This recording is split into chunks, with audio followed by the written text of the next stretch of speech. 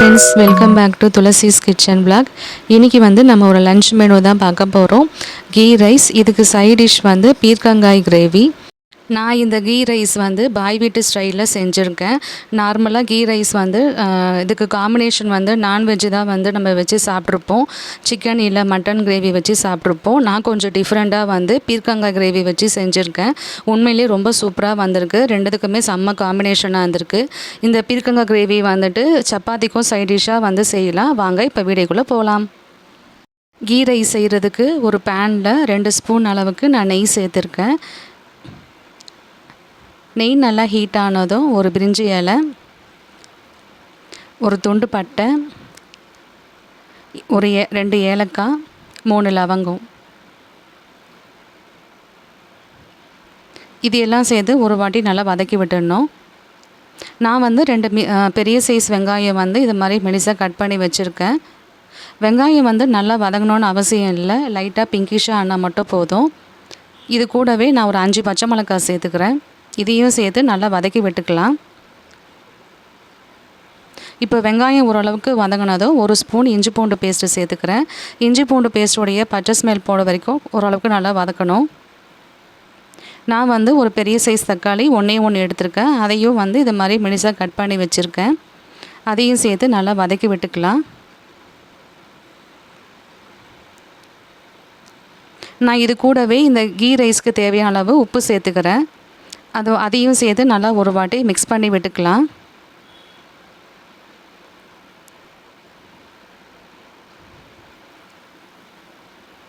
இப்போ நல்லா வதங்கினதும் நான் முந்திரி சேர்த்துக்கிறேன். ஒரு 5 முந்திரி நான் சேர்த்துக்கிறேன். அதையும் சேர்த்து நல்லா வதக்கி விட்டுக்கலாம். வெங்காயம் ரொம்ப வதக்கி விட்டுறாதீங்க. இப்போ நான் புதினா ஒரு கை அளவு எடுத்துக்கிறேன். கொத்தமல்லியும் கொஞ்சம் சேர்த்துக்கிறேன். இந்த புதினா கொத்தமல்லி இது எல்லாமே சேர்த்து நல்லா வதக்கி விட்டுக்கலாம்.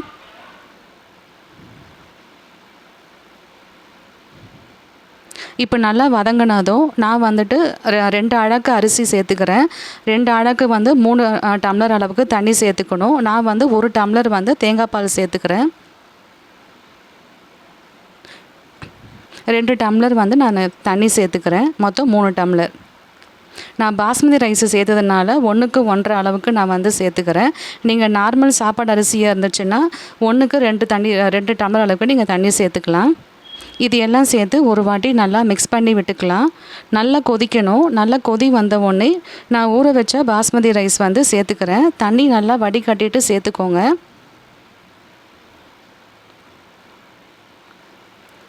இப்போ இது ஒரு வாட்டி நல்லா மிக்ஸ் பண்ணி விட்டுக்கலாம்.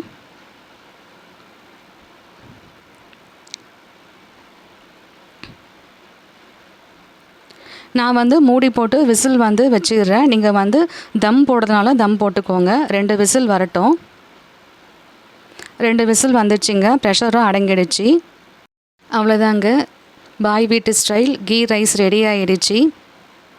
பார்க்கவே நல்லா சூப்பராக இருக்குது. கம நல்லா வாசனையாக இருக்குது.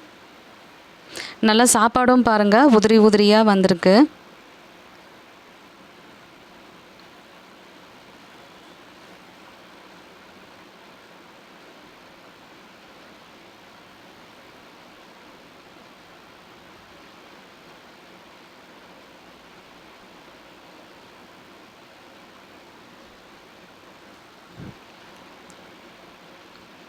இப்போது பீர்க்கங்காய் கிரேவி எப்படி செய்யலாங்கிறது பார்க்கலாம். நான் 2 பெரிய சைஸ் பீர்க்கங்காய் தோல் சீவி இது மாதிரி நான் கட் பண்ணி வச்சுருக்கேன்.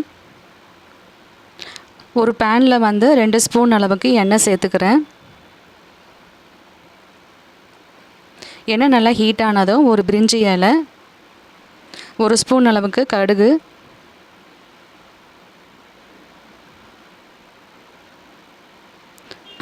ஒரு ஸ்பூன் சீரகம், இது எல்லாம் நல்லா பொரிஞ்சதும் நான் 2 மீடியம் சைஸ் வெங்காயம் கட் பண்ணி வச்சுருக்கேன். ஒரு தக்காளி கட் பண்ணி வச்சுருக்கேன். கொஞ்சோண்டு கருவேப்பிலை. ஃபஸ்ட்டு வெங்காயம் சேர்த்துக்கலாம். வெங்காயம் சேர்த்து ஓரளவுக்கு நல்லா வதக்கி விடணும். இது கூடவே நான் கருவேப்பிலை கொஞ்சம் சேர்த்து விடுறேன். கிள்ளி சேர்த்து விடலாம்.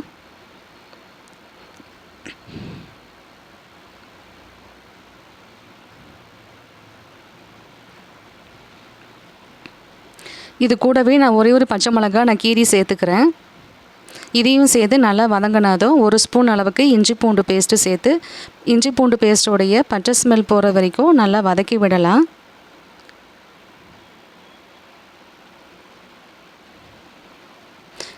இப்போது தக்காளி சேர்த்துக்கிறேன். தக்காளி வந்து நல்லா மசிகிற அளவுக்கு நல்லா வதக்கி விடணும். தக்காளி வேகிறதுக்கு நான் இப்போவே 1 ஸ்பூன் அளவுக்கு நான் உப்பு சேர்த்துக்கிறேன். உப்பு பத்தலைன்னா நம்ம சேர்த்துக்கலாம். இது கூடவே 1/2 ஸ்பூன் அளவுக்கு மஞ்சள் தூள், 1/2 ஸ்பூன் அளவுக்கு குழம்பு மிளகாத்தூள், 1/2 ஸ்பூன் சீரகத்தூள், 1 ஸ்பூன் காஷ்மீரி மிளகாத்தூள், இது எல்லாம் சேர்த்து நார்மல் ஃப்ளேமில் வச்சு நல்லா வதக்கி விடுங்க. கருகிடாமல் நார்மல் ஃப்ளேம்லேயே நல்லா வதக்கி விடணும். அந்த நம்ம வந்து சேர்த்துருக்க எண்ணெய்லாம் இப்போ பாருங்கள் நல்லா பிரிஞ்சு வருது. இப்போ வந்து கட் பண்ணி வச்சுருக்க பீர்க்கங்காய் சேர்த்துக்கிறேன். பீர்க்கங்காய் வந்து இந்த மாதிரி நல்லா கொஞ்சம் கனமாக வந்து கட் பண்ணி சேர்த்துக்கோங்க. இது எல்லாம் சேர்த்து அந்த மசாலாவோடு சேர்த்து நல்லா வதக்கி விடணும். ஒரு 2 நிமிஷம் அளவுக்கு நல்லா வதக்கி விடணும். அந்த சேர்த்துருக்க மசாலா எல்லாமே பீர்க்கங்காயில் வந்து நல்லா இறங்கி வரணும்.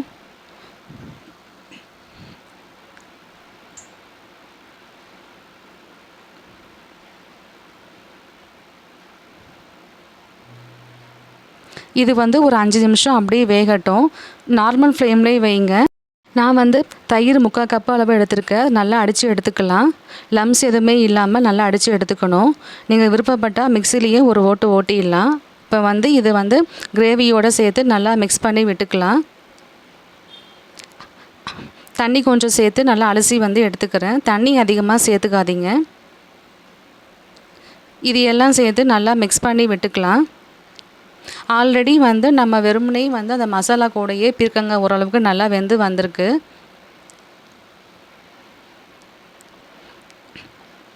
இப்போ இது கூட வந்து நான் கரம் மசாலா சேர்த்துக்கிறேன் 1/2 ஸ்பூன் அளவுக்கு.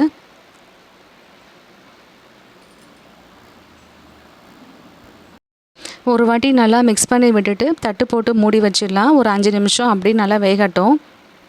இப்போ நல்லா வெந்துச்சுங்க. எண்ணெய்லாம் நல்லா பிரிஞ்சு வந்துடுச்சு. இப்போ வந்து ஃபைனலாக கொத்தமல்லி தூவி விட்டு இறக்கி விட்டுடலாம்.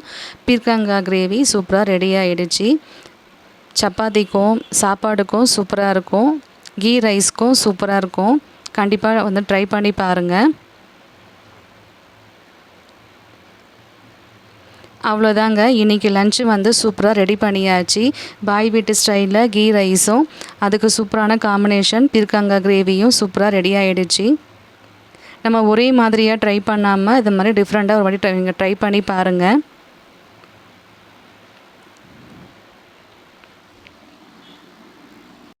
ஓகே ஃப்ரெண்ட்ஸ், இந்த வீடியோ உங்களுக்கு பிடிச்சிருந்ததுன்னா கண்டிப்பாக லைக் பண்ணுங்கள், கமெண்ட் பண்ணுங்கள், மறக்காமல் நம்ம சேனலை சப்ஸ்கிரைப் பண்ணுங்கள். அடுத்த ஒரு இன்ட்ரெஸ்டிங் வீடியோவில் நான் உங்களை மீட் பண்ணுறேன். அது வரைக்கும் பாய்.